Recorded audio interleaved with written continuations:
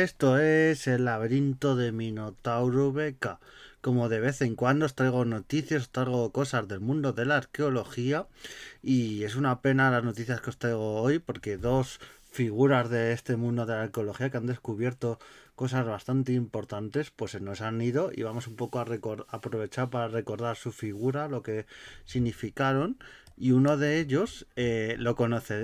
más conocido como el Quijote de la arqueología. Nada más y nada menos que Melchor Fernández,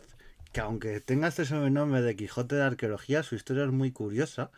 porque el hombre en sí no era arqueólogo, no tenía estudio ni trabajó de arqueólogo, pero el hombre tenía una colección y descubrió muchísimas cosas que también donó a los museos. Mi duda es ahora porque falleció esta semana y se ha hecho público y no se sabe todavía qué va a pasar con... porque él donó muchas cosas a los museos y no se sabe con la colección que tenía en su casa qué va a pasar. Yo entiendo que él dejaría a lo mejor escrito que se donara a museos o tal. Veremos qué pasa con esa colección, porque es que en esta región que es en Castillo de Bayuela, que es donde él vivía, pues ahí él era pastor y es una historia bastante curiosa y un poco hasta romántica. Pues ahí recorría incansablemente esa sierra de San Vicente, que está en la zona esta de Castillo de Bayuela, y desarrolló un don especial para identificar vestigios del pasado, ya que él simplemente observaba y viendo con toda su experiencia que tenía de sus años, aquí si podía haber habido una civilización, ya sea visigodo, paleolítico, él ha encontrado en esa zona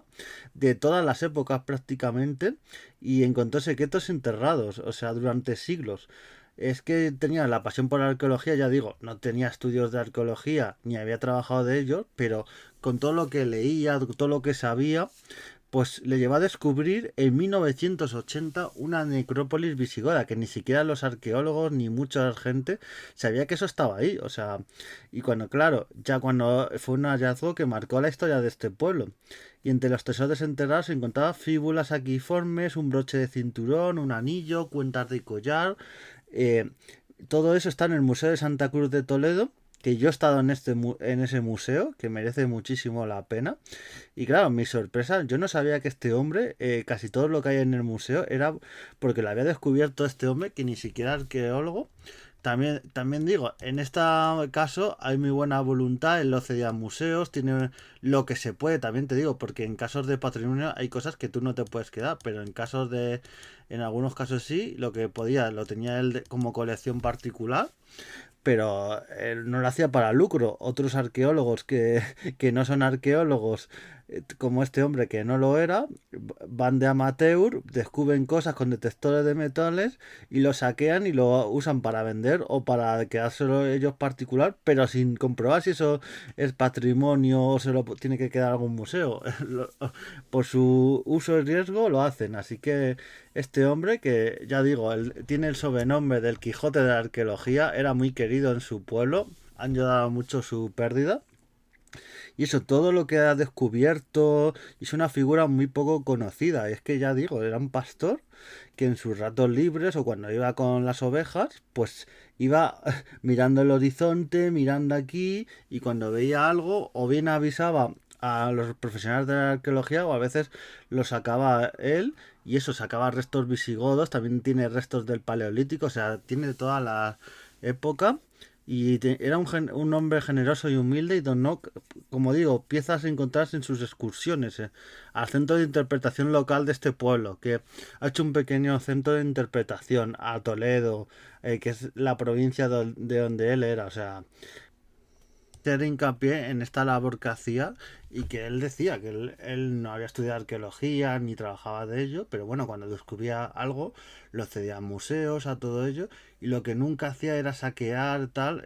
Había anticuarios que le habían ofrecido dinero y él había desechado, o lo tenía en los museos o en su colección particular, así que esta homenaje a la figura de el Quijote de la arqueología, Melchor Fernández, mayordomo, así que ahí le tenemos. Y pasamos de un arqueólogo amateur a un arqueólogo pro, ahí de los grandes también. Es que ha fallecido esta semana también el arqueólogo Joan Cardona Escriba, que era arqueólogo de la zona de Gandía. Ahora aún voy a contar un poquito su carrera y todo, de forma breve, pero decir que en Gandía y en parte, bueno, casi en el 98-99% gracias a este señor, el Museo Arqueológico, que hice un programa ya del Museo Arqueológico de Gandía, que es espectacular todo lo que tiene desde la prehistoria, todo, el sitio donde está en sí es un sitio histórico. Pues cuando fue este señor en su día, estamos hablando del año 1985, pues esto era simplemente un almacén de restos ahí que tenían de las distintas épocas que no estaban casi ni clasificados, y fue este señor Joan Cardona Escriba el que poco a poco lo fue clasificando todo, reuniendo, haciendo también excavaciones en toda la zona de Gandía y de la Safor, en toda esa zona.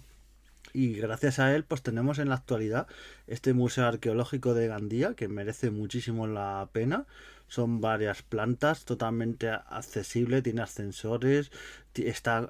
con todo, con descripciones de las piezas, ya digo, desde época prehistórica a la época árabe, está todo, y gracias a este señor que se le ocurrió muchísimo, y la entrada os recomiendo que vayáis porque mejor homenaje para recordar a este señor, pues ir al museo que él sacó adelante, que nadie esto es lo que pasa en muchos municipios. En Gandía lo tenían todo almacenado, eh, menos mal que pudo sobrevivir, lo tenían como un almacén, los restos arqueológicos, restos de la prehistoria, los romanos, lo tenían como si fuese un almacén de tuercas ahí, y este señor llegó todo, lo puso en su orden y fue poco a poco haciéndolo un museo, y es el museo que tenemos actualmente, y por 2 eurillos, que es lo que cuesta la entrada, pues podemos ver todo esto y el trabajazo que hizo. Es que Joan Cardona escribió lo que digo. Recién terminados los estudios de arqueología, llegó a Gandía y se puso manos a la obra, que era un almacén visitable, porque ya, llamar a esto museo en el estado que estaba y todo, pues es echarle mucha imaginación. Durante años ha trabajado con pasión y devoción para diagnosticar esa labor. Detectó, excavó e investigó los restos históricos que se encontraban en el subsuelo, y gracias a él pues se creó y se abrió el Museo Arqueológico de Gandía, y es un referente no solo en Gandía, sino en toda la Comunidad Valenciana y en toda España, porque unos restos arqueológicos, ya digo, que estaban abandonados, que estaban ahí en un almacén visitable, pero llamar a eso museo pues, es echarle mucha imaginación, porque realmente todo el trabajo que tiene hecho este hombre detrás pues tiene mucho. También se esforzó muchísimo en proteger el patrimonio, todo el núcleo antiguo de la ciudad de Gantía, hizo excavaciones, trabajó en ello, los posibles expolios, se puso en contacto con las autoridades, ya sea ayuntamiento, comunidad valenciana, todo. Porque es esto lo que digo yo en muchos podcasts y hago hincapié, que todo esto suele estar abandonado, los ayuntamientos no hacen mucho caso, muchas veces son incluso las propias autoridades los que en vez de protegerlo, el patrimonio histórico lo destruyen, como pasó en la estación de AVE de Córdoba y en otros casos. Y claro, es gracias a estas personas, arqueólogos o otras personas, como también Melchor que le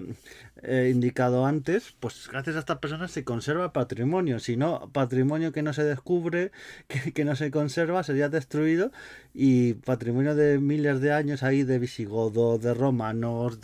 tal, pues se quedaría. Decir también que la zona de Gandía, que mucha gente desconoce, en toda esta zona de Comunidad Valenciana, Gandía, hay pintura y grabados antiguos que no tienen nada que envidiar, por ejemplo, a Altamira o a la zona de Cantabria, Asturias, porque en estos restos de la Safor, en la zona de Gandía, se descubrió en su día, gracias a este señor, pues a Joan Cardona, estos restos, y se han conservado. Lo que pudo se sacó al museo, hay cosas que no están en el museo porque obviamente no se va a sacar las pinturas y todo ello y destrozarlas para llevarlas al museo. En algunos sitios han hecho eso, esa barbaridad, pero bueno. Después de años de dedicación comenzó a sufrir algunos problemas de salud, pero bueno, nunca dejó de pensar en sus piedras, defender la investigación. Hay varias charlas por ahí que las tenéis, y de cualquier resto enterrado, como hablan de huesos, y solo tenéis que ir al Museo de Gandía para ver todo lo que se ocurrió a este hombre, y se ve todo lo que ha dejado, todo su legado, porque prácticamente el Museo de Gandía lo tenemos gracias a él, y mejor homenaje para su carrera y todo lo que hizo es visitarlo, así que os lo recomiendo. Y bueno, acabamos el podcast de hoy recordando y haciendo una reflexión al final, que el patrimonio y la historia, y ahora con que está de moda la descolonización de los museos, toda esta polémica que está habiendo, Pues que lo importante es conservar el patrimonio, que ya bastante nos cuesta y hay que luchar a veces los arqueólogos, los historiadores o personas que nos gusta esto, hay que pelearse con las instituciones, que las instituciones muchas veces lo hacen por presión, no lo hacen porque lo quieran conservar. Mucho cuesta para que encima las propias instituciones ahora quieran mandar el patrimonio histórico de un sitio a otro por criterios políticos, no tengan en cuenta los criterios de los arqueólogos, de los historiadores y hagan estas barbaridades y el trabajo de muchos arqueólogos a lo largo de años se puede ir a la basura porque hay, por ejemplo, hay arte íbero que se quiere trasladar, la Dama de Baza, y se ha dicho que eso está en muy mal estado, la Dama de Elche, y por un capricho político se mueva de un museo a otro y se rompe o se daña, ¿qué hacemos con eso? ¿Cómo recuperamos? No hay forma de recuperarlo, entonces hay que tener mucha conciencia histórica de nuestro patrimonio, conservarlo y hacer todo lo que sea para conservarlo y que se cuide bien y que todo el mundo pueda verlo y valorarlo eso que es algo que es de todos y nos pertenece a todos. Así que nos vemos en siguientes podcasts y adiós.